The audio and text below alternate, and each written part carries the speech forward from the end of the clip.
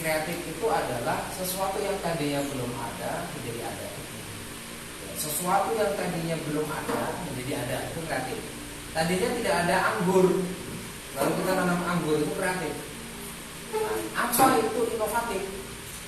Nah, kalau inovatif itu sesuatu itu sudah ada, lalu dibuat hal-hal yang lebih aneh-aneh lagi. Jadi ada pembaharuan. Oh, setelah bikin kampung pengangguran, bikin namanya dianggurin, itu namanya inovatif. Oh, bikin namanya nganggur kabeh.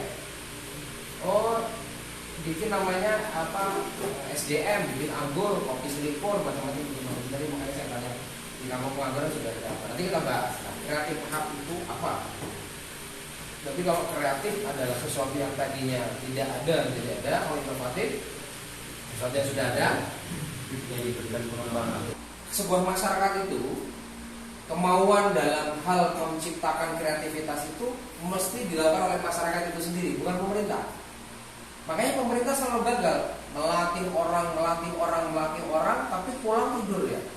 Karena orang yang dilatih nggak punya kemauan dan tidak muncul kesadaran, tidak muncul keterbukaan dari masyarakat itu sendiri. Makanya T yang pertama yang disebut dalam kreatif itu adalah toleransi.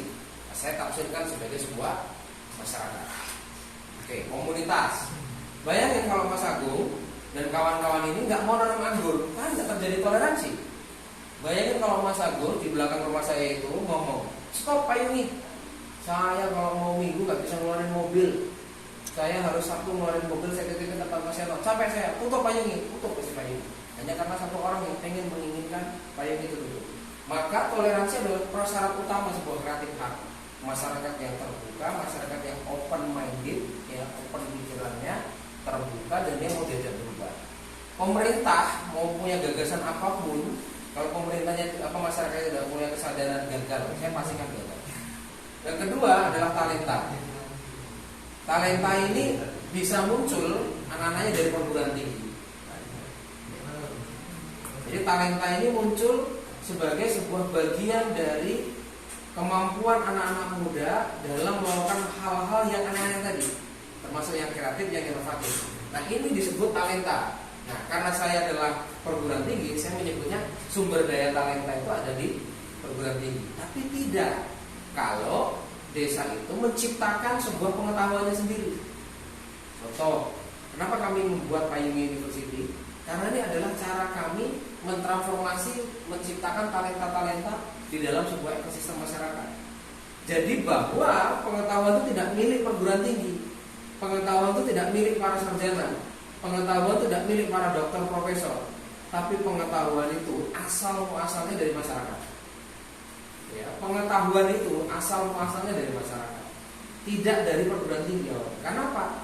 Misal kalau kita bicara soal akademik, akademisi itu dengan kata lain adalah ahli. Ahli bisa dua hal, ahli yang muncul dari perguruan tinggi atau ahli yang muncul dari sebuah masyarakat.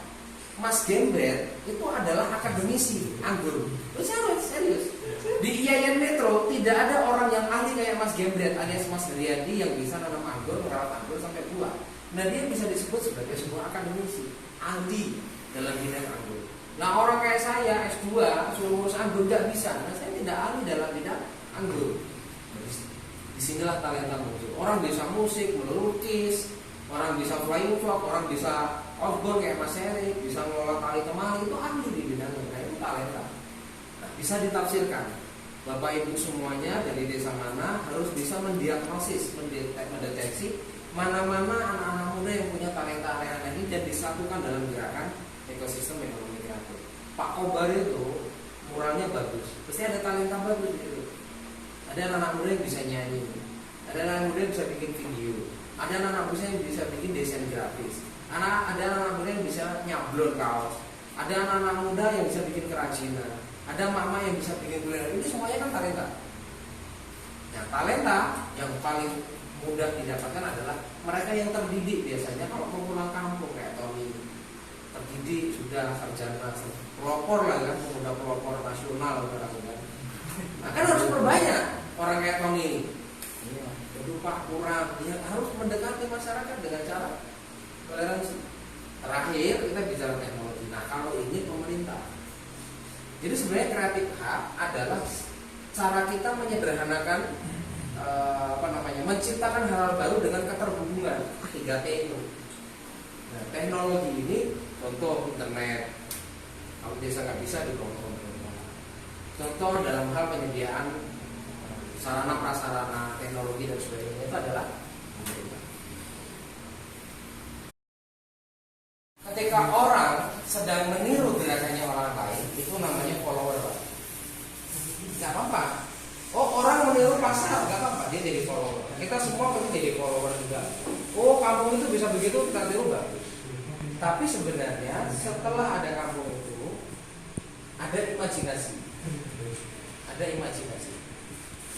Jadi kita tidak boleh gitu-gitu aja. Oh, yang itu bikin itu kita ikut bikin, enggak. Harus dibutuhkan imajinasi. Jadi imajinasi ini adalah barang yang mahal. Kenapa tidak semua orang berani berimajinasi? Kalau orang niru sudah banyak. Contoh, kenapa saya mengajak teman-teman semua, bapak-bapak semua, untuk berani mengupload apa yang dikerjakan? Karena kita tidak tahu siapa yang membaca, memperhatikan apa yang kita upload. Kalau di Payung sudah ada 1950 uploadan. Saya mau tanya, Bapak di sini ngupload di Instagram berapa kali? Kalau beli robot maka saya nggak peduli itu. Tapi kalau kita ngupload itu tandanya kita punya imajinasi, ngelakuin sesuatu diupload, syukur-syukur ditulis 3-4 paragraf.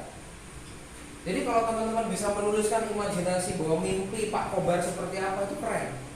Karena kekuatan yang tidak bisa dilawan adalah narasi. Orang nulis, Mas Mustika itu pasti diperhatikan orang karena dia menulis. Dan orang yang menulis akan dibaca oleh pemikir juga. Kalau orang umum itu kan hanya perhatikan, kok kayak mana yo, dia tidak melihat proses imajinasinya. Karena imajinasi ini sesuatu yang intangible. Payung ini secara tangible pasar, tapi secara intangible ada hal-hal yang tidak orang datang, tamu baru itu nggak datang. Misalnya besoknya tanggal 28 November kan Menteri Pemberdayaan Perempuan datang. Kalau dia lihat payungnya, ada 2000 orang, mungkin dia ngiranya by design. Padahal minggu, tadinya mau datang Senin. Saya bilang sama Pak Pemangku ini, mending datang Minggu Pak, saya nggak capek. Terus dia akan lihat umumnya orang datang ke sini 2000 orang. Kalau Senin, saya harus undang ini, undang itu, mak ini, mak itu, saya bilang juga. Tapi kalau dia datang Minggu, dia lihat sendiri tuh orang datang karena pengen makan kuliner, bukan karena lihat Bu Menteri. Nah, Bu Menteri datang ke situ biar lihat gerakan warga. Sebuah pemberdayaan itu tidak perlu by settingan.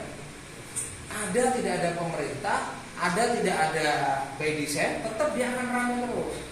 Itu pemberdayaan.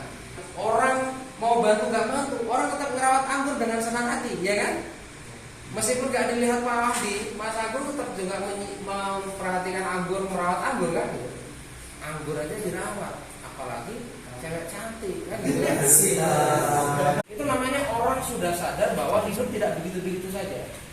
Bahwa gerakan ini tidak hanya monoton-monoton saja. Setelah kita punya imajinasi itu diterapkan dalam sebuah gerakan inovasi. Lalu yang terakhir adalah mesti jadi destinasi. Kalau sudah imajinasi terbangun, inovasi sudah dilakukan, yakinlah jadi destinasi. Orang akan berkunjung. Inti dari payungnya 3 sebenarnya. Ada SDM yang bergerak, ada kader penggeraknya, ada ruang kreatif, ya, mural dikerjain ini, dipercantik kampungnya ini. Yang ketiga adalah media sosial. 3 loh. Ada kader bergerak, ada bergerak kan macam mama, muda, bapak-bapaknya macam-macam. Ruang kreatif, di mural kampungnya, ditata ruangnya, Tobong Bata jadi tempat panas meskipun teman-teman kemarin dapat pendidikan di situ kan, dikasih materi di situ sambil kayak diungkap kan, gitu kan. Itu Tobong asli dulu Tobong Bata Pak. Kemudian saya rayu putri ibu, saya semen ya semen. Aslinya tobat. Asli Tobong Bata, Tobong Bata. Berarti besok dibikin aula tobat. Tobong Bata. Itu inovasi. Kalau ini bapaknya respons itu tobat, Tobong Bata. Saya langsung nyambung. Inovasi kita sama. Sesama inovator. Salaman.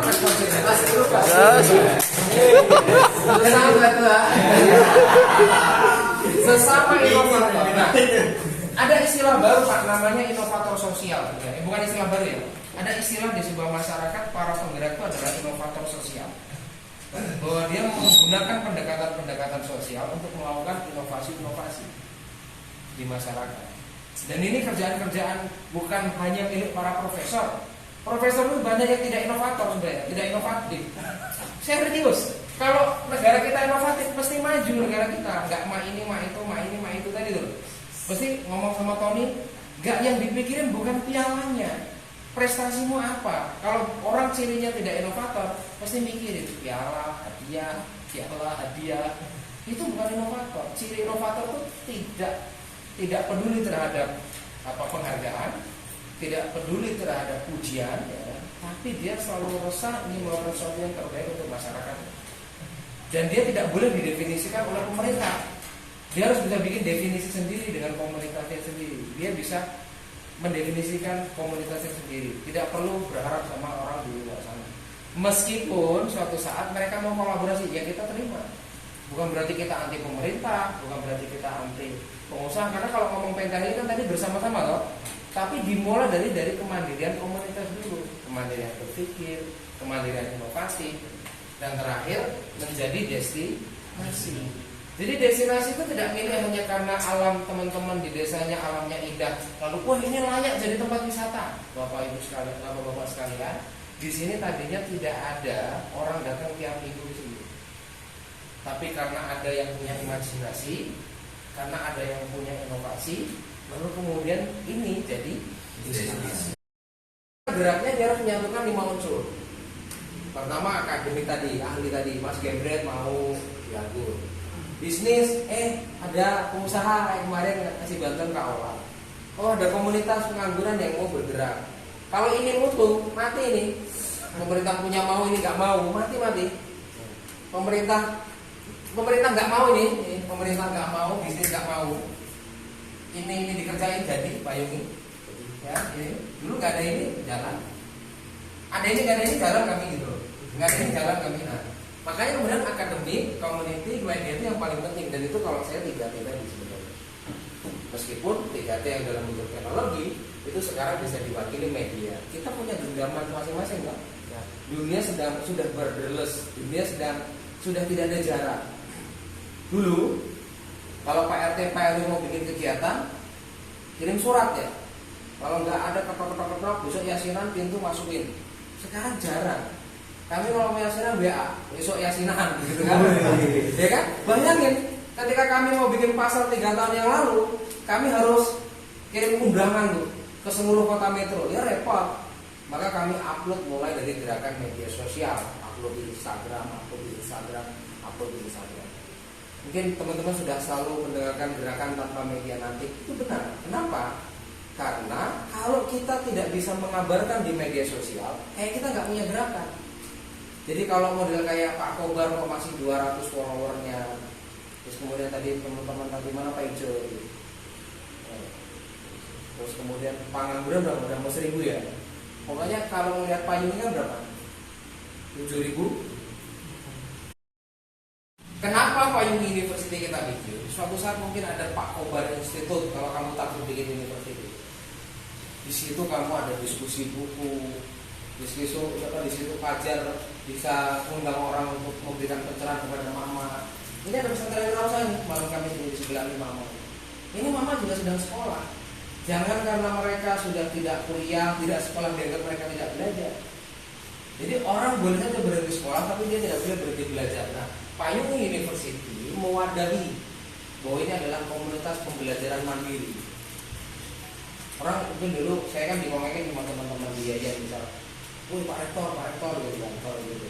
Ini bagi saya tidak pernah meminta saya dipanggil rektor, tapi bagi saya kami punya pendidikan transformatif, pendidikan yang tidak mengejar ijazah, pendidikan yang tidak mengejar kesarjanaan, pendidikan yang tidak mengejar IPK, tapi kami belajar sesuai kebutuhan kami di situ.